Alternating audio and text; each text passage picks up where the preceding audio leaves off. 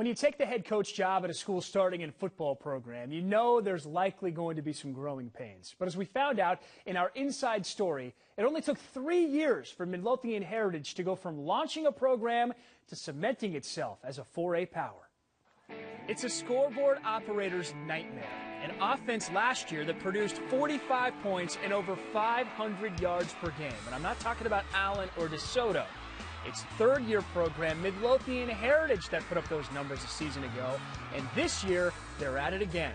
Going into Friday night, the Jaguars were 4-0 and scoring over 40 points a game.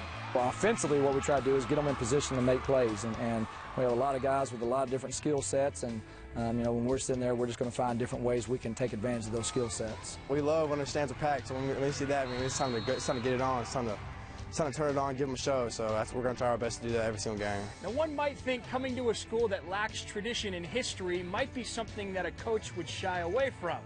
But head coach Lee Wigington jumped at the chance to build a program from the ground up and create a winning culture. The community support makes it great, but then it does coming over and there being nothing. You don't know if you've won before. You don't know if you've lost before. You don't know if you're supposed to beat this team. You don't know how good that team's supposed to do against you. And when you just go out there and trust your training, then I do think it's easier. When I moved here, I didn't know, I'd never heard of this school.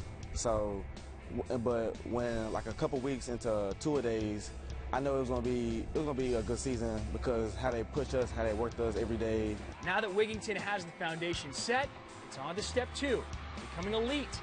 The Jags went to the region finals last season, but Wigington wants consistent success like 4A powers Argyle and Salina. That's our mindset, is we would love to be one of those. That's what, when we open the doors, we talk to those programs. We spend a lot of time talking to Argyle, a lot of time talking to Kennedale, a lot of time talking to Abilene Wiley. A lot of those 4A programs that aren't just great in football either. They're great in everything, and so what we've tried to do is model this athletic program after those type programs, and yes, I'd be lying if I said that we don't want to be that, but that's every day we talking and every day we working. That's what we're trying to be.